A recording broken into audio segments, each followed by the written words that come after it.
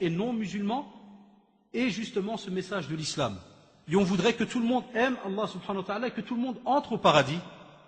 Mais de quelle manière? Il y a des règles. On ne peut pas y entrer comme on voudrait. Plein de personnes croient parce qu'ils s'appellent Mohammed, Abdullah, ou Khadija, Fatima, Zainab. Ça veut dire c'est bon. On rentre au paradis directement. Là, wallahi, il y a tout un chemin à suivre. Tu dois mettre en pratique la parole que tu as donnée. Ce que tu veux que les enfants voient alors à ce moment-là? Ils voient du kufr du matin au soir. Aucun contact avec Allah subhanahu wa ta'ala. Rien du tout. Aucun. Et si jamais tu devais demander à cette personne, comment vois-tu ton futur une fois que tu seras mort? Paradis ou enfer? Billah alaykoum, qu'est-ce qu'il va vous répondre? Il n'y a pas un ahmaq qui va te dire, enfer. Tu as vu, je m'y prépare. Je veux y aller. Non. Il va être gêné, il va dire, ouais, paradis, hein. Mashallah alayk. À quel prix? Il y a ceux qui n'ont pas le temps. Ceux-là, ils sont beaux. Ils courent du matin au soir. Je n'ai pas le temps, cher frère. Quand tu dis qui t'a donné ce temps-là que tu es en train d'employer et qui a fait que tu n'as plus d'autre temps? Qui t'a donné ce temps que tu emploies? C'est qui? Tu respires par le vouloir de qui? Par la décision de qui? D'Allah subhanahu wa ta'ala. Qui t'a donné cette minute? Allah subhanahu wa ta'ala. Qui a fait que quand tu es sorti de ton lit le matin, tu as ouvert les yeux, alors que tu viens d'un moment où tu ne savais même pas, wallahi, ce que tu faisais. Tu dormais, genre de coma, petite mort. Tu ne savais pas ce que tu faisais. Alors certains, pour s'amuser, si, il y a moyen que je me réveille, l'alarme.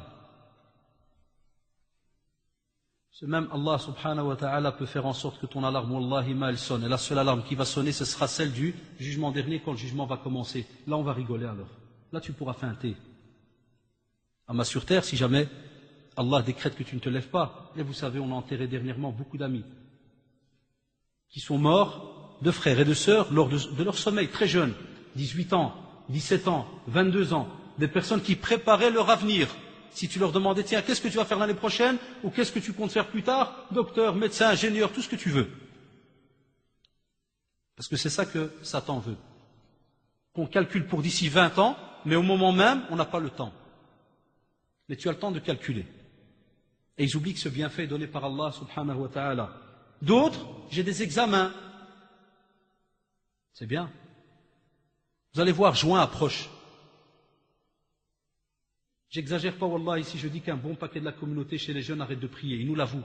Ils nous l'avouent, wallahi, parce qu'on soit plein d'appels. Cher frère, mon fils a arrêté de prier. Il dit que ça le dérange parce qu'il doit étudier en continu. Hatta al-adhab, il est en continu, jahannam. Qu'est-ce que tu crois? Tu vas rentrer une jahannam 5 minutes, puis on va te dire, ouais, mets-toi à côté 2 minutes, refroidis un peu. Ça va? C'est bon? Allez hop, on revient, un petit tour de nouveau. Eh naam, vous verrez. D'après les traditions prophétiques, wallahi, ça ne se passe pas comme ça, abadan. Là. Et sache que, cher frère, il y a moyen, chère sœur, de réussir certains examens sur terre.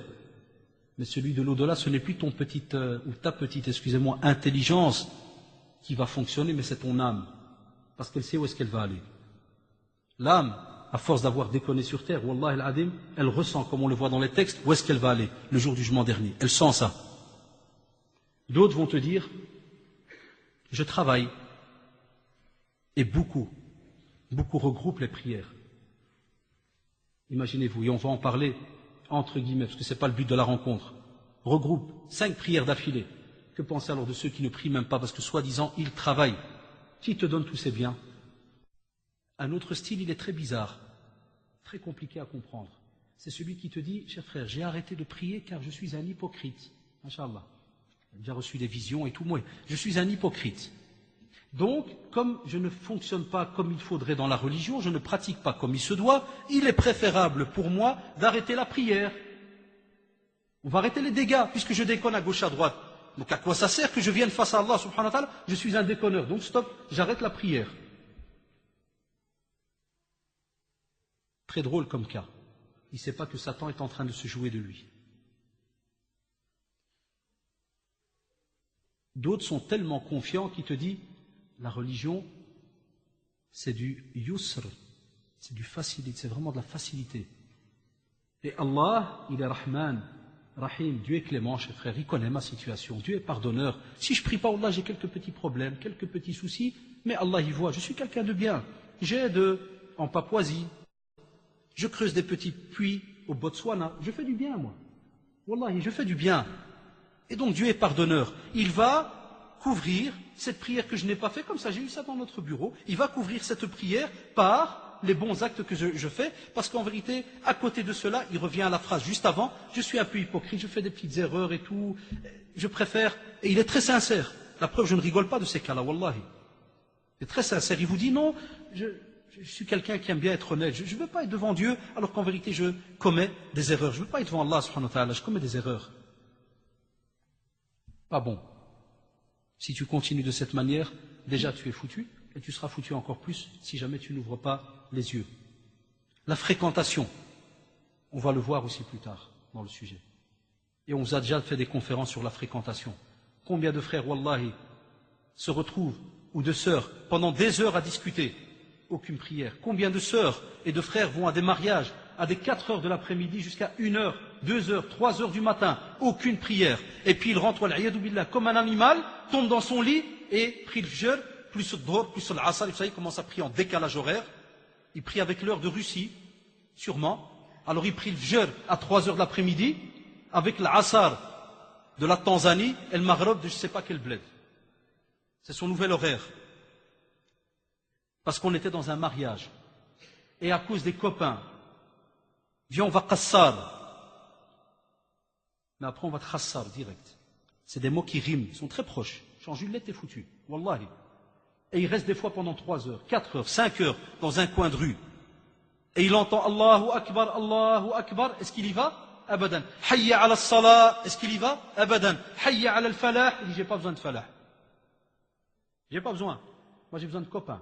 C'est eux qui vont me rentrer au paradis. Le sport, masha'Allah. Nos petits frères et nos petites sœurs qui entretiennent leurs petits muscles. Parce qu'ils ne veulent pas de petite graisse. Quand je fais du body de 5 à 9. Alors quand tu dis, cher frère, entre 5 et 9, il y a 2 prières. Comment tu fais? Après, le prophète sallallahu alayhi wa sallam, il a dit, Wali jasadika alayka haqqun. D'accord. Il faut l'entretenir. Non, je ne t'ai pas demandé ça. Je dis, à quelle heure tu pries? Après, c'est un cas de force majeure, il fait le petit savant, là, tu vois, virgule. Hein? Après la prière, après l'entraînement, je regroupe les deux. Ben, entretiens ces beaux petits muscles, parce qu'ils te serviront plus tard le jugement dernier. Tu devras faire certaines pirouettes. Jahannam, tu verras, wallahi, wallahi al-adim, allez revoir certains textes par rapport à certains châtiments en enfer, vous verrez, tu auras besoin de ces petits muscles.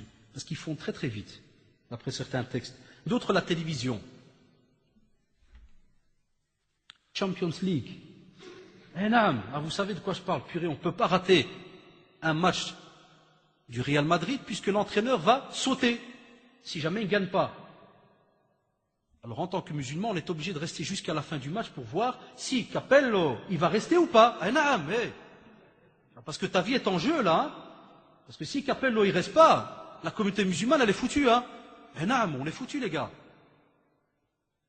Et puis c'est 2-2. Il faut attendre le pénalty quand même, la faute. Et il y a le khushu'. Il y a une concentration incroyable. Tu peux dire salam alaikum 20 fois à des mecs qui regardent un match, il n'y a pas de salam. Il n'y a rien, il n'y a pas de réponse. Aussi, on a une autre sorte de psychologie là qu'on a besoin d'étudier. C'est ceux qui, subhanallah, lorsqu'ils sont, on va dire, attaqués par différents problèmes, parce qu'ils estiment qu'ils sont attaqués, que ça soit, des fois, subhanallah, la mort, la perte d'un travail, un petit problème, eh bien on va vous dire, et c'est ça qui est drôle, automatiquement il s'attaque à Allah subhanahu wa ta'ala. Ça c'est une nouvelle mode chez entre guillemets nos frères et sœurs. J'ai eu dernièrement au bureau un jeune, il rentre, il s'assit, salam alaikum, alaikum salam, voilà cher frère j'ai un gros problème. Je dis non, tfaddal. Il me dit voilà, j'ai eu un problème, j'ai perdu mon travail. Et maintenant je suis cassé et tout, et voilà, j'ai arrêté la prière. Je lui ai dit, Masha'Allah, impeccable, ahsant, très bien. Il m'a dit, comment? J'ai dit, naam, c'est ce qu'il fallait faire. Donc tu as perdu ton travail, tu as arrêté la prière. Il me fait, oui, impeccable. Et maintenant tu as retrouvé du travail? Ah oui, parce que tu as arrêté la prière. parce que tu as perdu le travail. Alors pour retrouver du travail, qu'est-ce qu'on fait? On reprie. Logiquement,